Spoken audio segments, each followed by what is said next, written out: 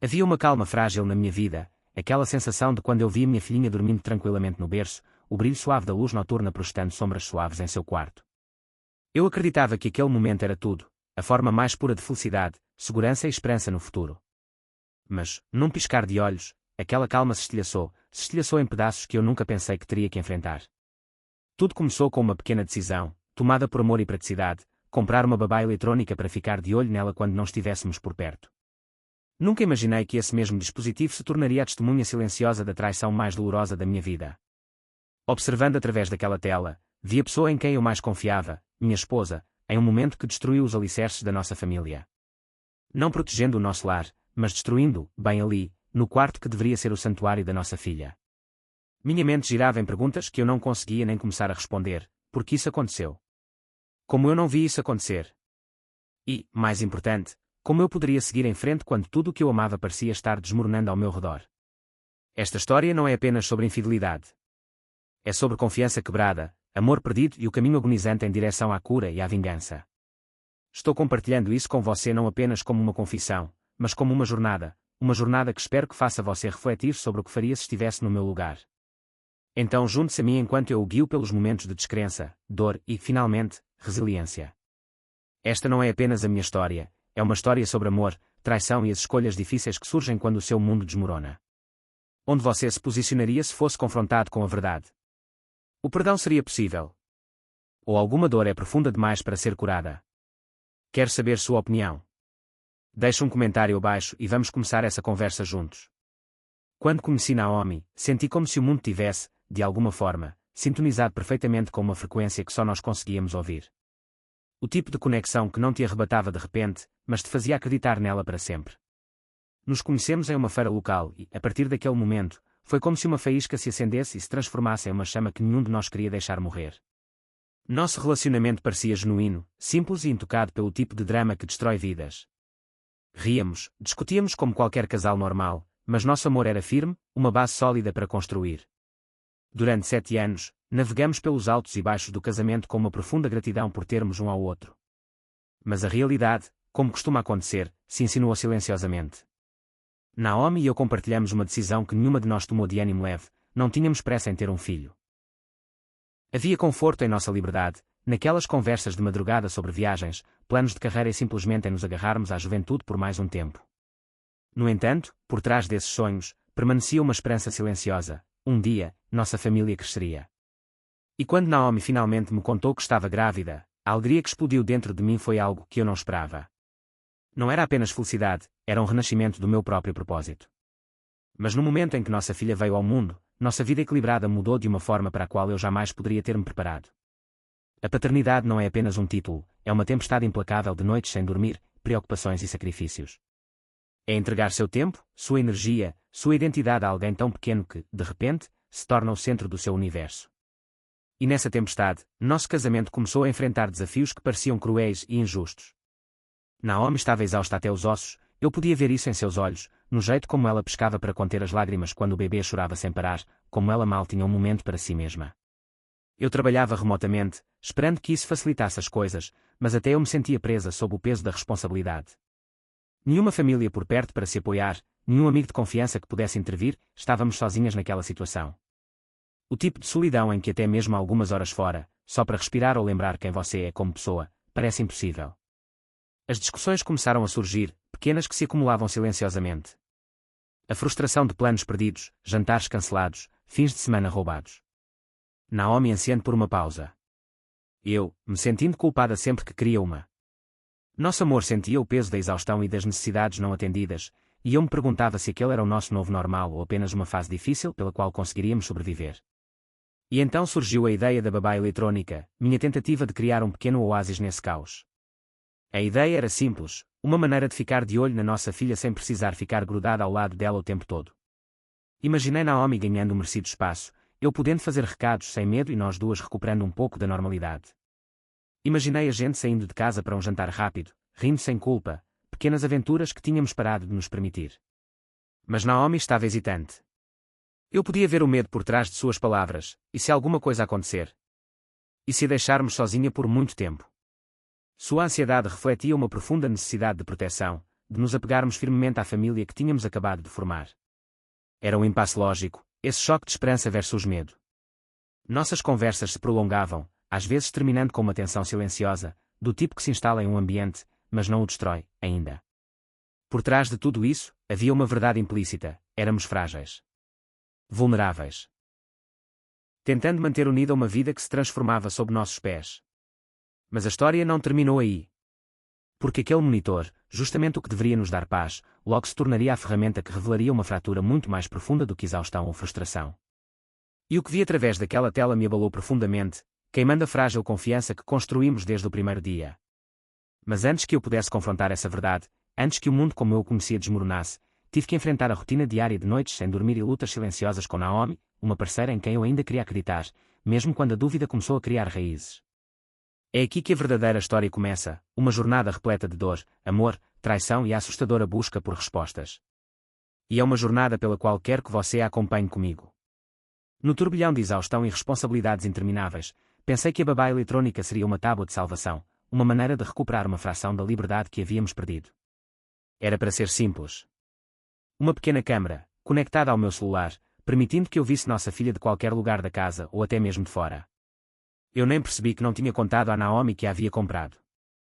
Olhando para trás, talvez aquele fosse o primeiro sinal de que algo já estava se desgastando sob a superfície, a confiança, a comunicação, a própria base que construímos. A princípio, montá-la pareceu rotina. A câmara, discretamente escondida no canto do quarto, mal se notava na penumbra. Imaginei Naomi acordando algumas manhãs com algumas horas de paz para si mesma, enquanto eu ficava de olho no celular. Um acordo, uma pequena vitória para nós dois. Mas a vida nem sempre pinta o quadro que esperamos. O dia em que Naomi me pediu para levar nossa filha enquanto ela descansava me pegou de surpresa. Ela estava exausta até a medula, olhos pesados, voz rouca de cansaço. Eu queria apoiá-la, dar a ela aquela chance de respirar. Então, concordei. Arrumei todas as coisas essenciais do bebê, pronta para fazer minhas tarefas com um tempinho extra no meu dia. Nossa filha estava calma, quase angelical, e senti uma pontada de alívio, talvez, só talvez, as coisas pudessem voltar ao normal. E então, enquanto eu estava sentada no carro, uma notificação do aplicativo de babá eletrónica apareceu no meu celular. Movimento detectado. Presumi que Naomi estivesse apenas dando uma olhada no bebê ou fazendo alguma coisa no quarto dela. Mas quando abri a transmissão ao vivo, tudo mudou. O que vi me deixou sem fôlego. Minha esposa, Naomi, com um homem que eu não conhecia, dentro do quarto da nossa filha, seus corpos entrelaçados de uma forma que me roubava o ar do peito. A princípio, pensei que ela estivesse sendo atacada, meu coração disparava, gritos quase me dilaceravam. Mas os gritos e gemidos contavam uma história diferente. Eles se beijavam, se tocavam em momentos secretos, roubados no próprio quarto destinado à inocência da nossa filha. Eu me senti paralisada, a tela exibia imagens de traição, de uma confiança violada da maneira mais cruel. A mão dele deslizou por baixo da blusa dela, ela não o impediu. O berço do bebê, seu santuário de dormir, era o pano de fundo de uma cena que abalou tudo o que eu pensava saber. Minha mente mergulhou no caos. Raiva, confusão, descrença, cada onda atingindo com mais força que a anterior. Como isso pôde acontecer aqui? Em nossa casa? Será que ela planejou isso? Será que ela escolheu o dia em que eu estava com nossa filha para desaparecer atrás daquela porta? A ideia de que minha filhinha pudesse estar mais perto desse segredo do que eu imaginava me destruiu. Eu queria ir embora imediatamente. Para confrontar, gritar, exigir respostas. Mas respirei fundo. Pela segurança dela. Pela minha. Pelo bem da filha que não tinha nada a ver com aquele pesadelo. Eu não podia deixar a tempestade que sentia dentro de mim transbordar para o mundo dela. Em vez disso, gravei a tela, uma prova silenciosa que falaria quando minha voz não pudesse. Era o peso mais pesado que eu já carreguei, um segredo trancado atrás de uma tela. Aquele dia me assombrava, cada tarefa parecia inútil, cada momento longe de casa um tormento. A divisão entre o que eu via e o que eu queria acreditar criava uma fenda com a qual eu lutava dolorosamente. Mesmo assim, não contei para a Naomi, ainda não. Precisava de tempo para me recompor, para entender o mundo que havia saído do eixo. Não se tratava mais apenas de infidelidade. Tratava-se de traição em todos os níveis, no lar, no coração e na própria confiança que prometemos 7 anos atrás. Logo, eu sabia que teria que confrontá-la. Mas isso viria depois. Primeiro, eu precisava sobreviver à tempestade dentro de mim e fazer as pazes com os pedaços quebrados do que um dia fora. O dia em que finalmente confrontei Naomi está gravado em minha mente como uma cicatriz irregular, aguda, dolorosa e impossível de apagar. Por 2 longos dias após aquela descoberta insuportável, vivia uma névoa suspensa de descrença, raiva e sofrimento. Cada momento acordado era uma batalha entre o desejo de respostas e o desejo desesperado de que o pesadelo fosse apenas uma alucinação cruel. Mas, no fundo, eu sabia que a verdade estava à espreita, crua e insuportável. A manhã chegou mais lenta do que o habitual, carregada de tensão silenciosa. Naomi me olhou com aquele medo inquieto nos olhos, o tipo de medo que grita culpa, mas também implora por misericórdia. Sentei-a na sala, o peso do vídeo gravado queimando em minhas mãos, pronta para quebrar o silêncio frágil que havia tomado conta da nossa casa. Comecei baixinho, tentando me controlar enquanto contava a ela sobre a babá eletrónica, sobre como eu a havia instalado e observado sem que ela percebesse. Sua confusão era palpável a princípio. A descrença se curvava em seu rosto como uma sombra. Então, no momento em que seus olhos se encontraram com os meus, algo dentro dela se rompeu.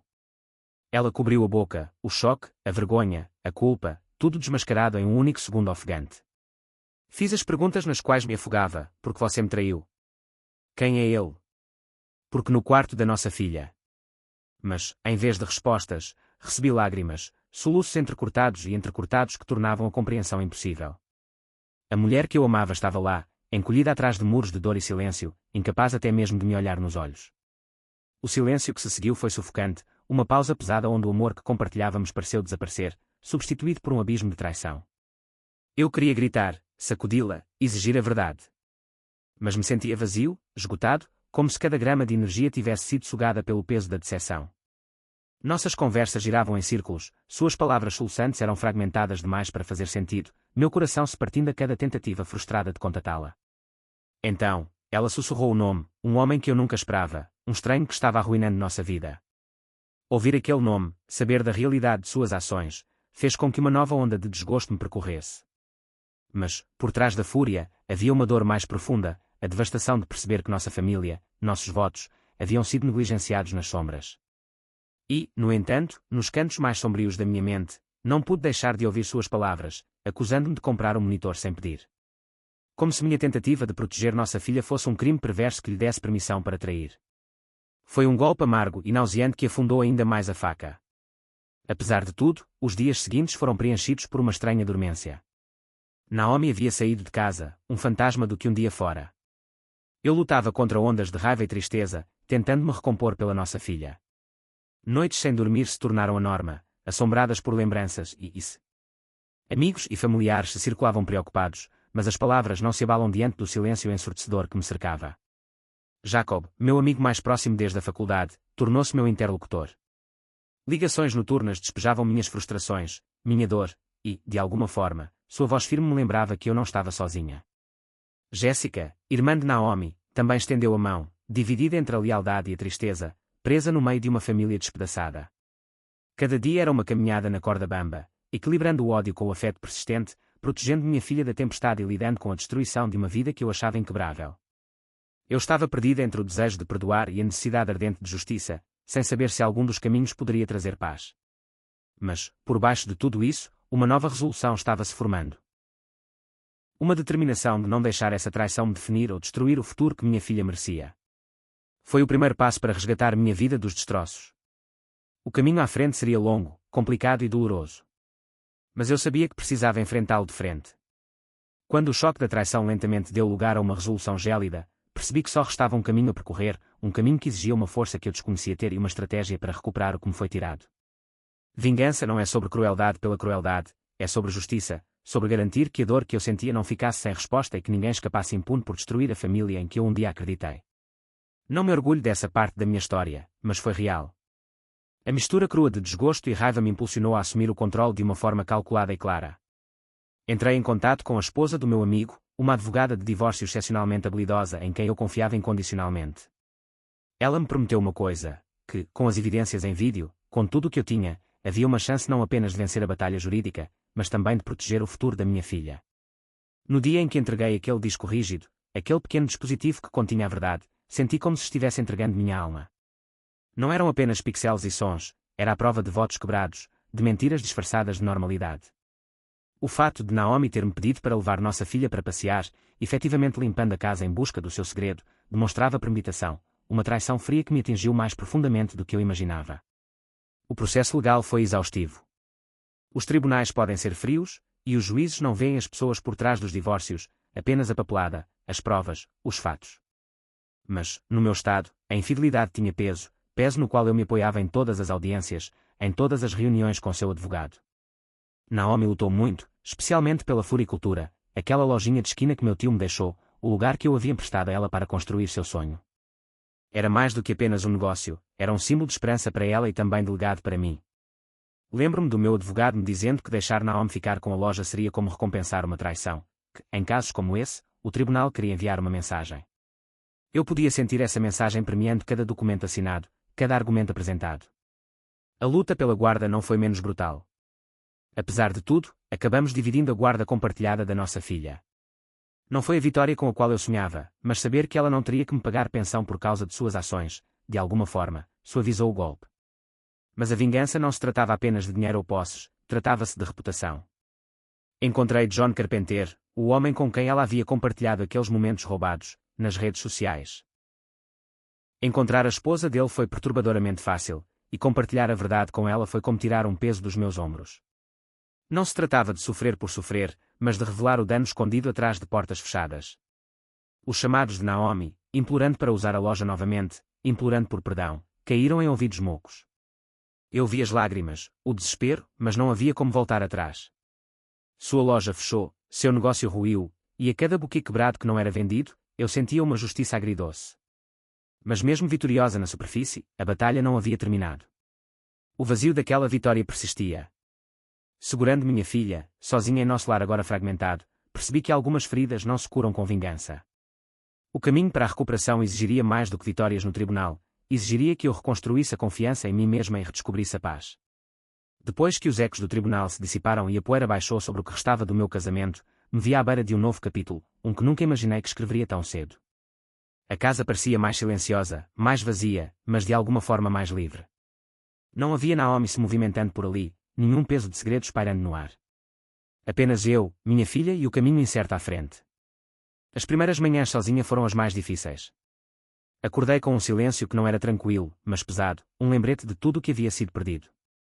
Pensei em quanta coisa havia mudado em tão pouco tempo e em quanto ainda precisava me curar.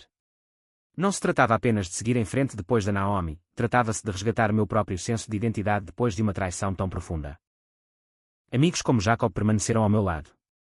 Sua presença silenciosa me lembrou que eu não precisava enfrentar isso sozinha. E Jéssica, irmã de Naomi, que, apesar da própria tristeza, estendeu a mão com gentileza cautelosa. O apoio deles foi um farol em um mar de confusão.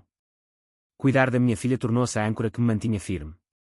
Cada sorriso, cada risada, cada noite inquieta alimentava minha determinação de construir algo estável e honesto a partir daquela ruína. No entanto, sob a superfície, uma guerra rugia dentro de mim, entre a fúria que ainda fervilhava e o lento e doloroso trabalho do perdão. Percebi que a cura não era esquecer o passado ou fingir que a traição nunca aconteceu. Era aceitar que as cicatrizes da vida contam uma história de sobrevivência, crescimento e, às vezes, até mesmo redenção. O processo de reconstrução me impulsionou a redescobrir partes de mim que eu havia perdido, confiança, esperança e fé em novos começos.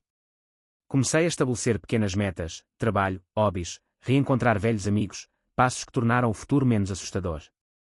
Às vezes, eu me pegava pensando em Naomi. Será que ela realmente tinha sumido da vida da nossa filha para sempre? Será que ela tinha aprendido alguma coisa com tudo aquilo? Essas perguntas queimavam silenciosamente, refletindo a complexa mistura de raiva, pena e sentimentos não resolvidos que persistem após a traição. Mas, acima de tudo, aprendi que a confiança é frágil e preciosa, mas não define o nosso valor ou o amor que damos. Minha filha merecia a melhor versão de mim, um pai que pudesse renascer das cinzas. Essa jornada não foi minha escolha, mas se tornou uma batalha a ser vencida. E agora que estou aqui, olhando para o futuro, quero dizer a vocês, a traição destrói, sim. Mas também pode reconstruir. Nem todas as batalhas acontecem dentro de casa, algumas são travadas em lugares tranquilos e despretensiosos, onde doamos nosso tempo e coração sem esperar muito em troca. Quero compartilhar uma história, não a minha desta vez, mas a de uma amiga próxima, cuja coragem e sofrimento me abriram os olhos para um tipo diferente de traição, a crueldade silenciosa do favoritismo no trabalho. Ela começou a trabalhar como voluntária em uma loja de caridade local, mês após mês, dedicando toda a sua energia ao trabalho quando ainda tentava se reerguer após um período difícil na vida. O voluntariado era mais do que apenas passar o tempo, era sua tábua de salvação, uma maneira de reconstruir a confiança, encontrar um propósito e acordar todas as manhãs com um objetivo. No início, havia esperança. Quando a antiga gerente precisou se ausentar para um procedimento médico, minha amiga assumiu o comando, administrando a loja sozinha com uma dedicação feroz que conquistou o respeito de colegas voluntários e clientes. Ela conhecia os meandros, ela se importava profundamente. O coração da loja parecia se alinhar ao dela. Então a maré mudou. Uma nova gerente chegou. Mary, de apenas 19 anos, mas com fortes laços com a alta gerência por meio de amizades familiares. De repente, a dinâmica mudou. Minha amiga foi incentivada a se candidatar a uma vaga remunerada que surgiu quando a gerente assistente saiu. Ela se preparou, ensaiou para a entrevista com a ajuda de Mary e até conseguiu administrar a loja sozinha por dias, um claro voto de confiança. Mas, nos bastidores, o jogo estava armado. Mary e sua mãe, que tinham influência sobre os superiores da empresa, favoreceram outra candidata, a filha da melhor amiga de Mary, alguém sem experiência real. A decisão foi tomada antes mesmo da minha amiga entrar na sala de entrevista. Quando a ligação de rejeição chegou, não se tratava apenas da perda do emprego. Era uma confirmação brutal de que trabalho duro, lealdade e mérito poderiam ser superados pelo nepotismo. Ofereceram a ela um consolo vazio, um título de voluntária líder, não remunerado, com ainda mais responsabilidades, mas sem reconhecimento ou renda. Sua decepção foi devastadora, não apenas com o emprego, mas também com a traição das próprias pessoas em quem confiava. O lugar onde ela havia reconstruído a confiança tornou-se uma fonte de dor e desilusão. Ela me confidenciou sobre as noites em que passava pensando se deveria pedir demissão, a amarga sensação de ser usada e a percepção de que alguns sistemas são manipulados para proteger os que estão dentro do negócio.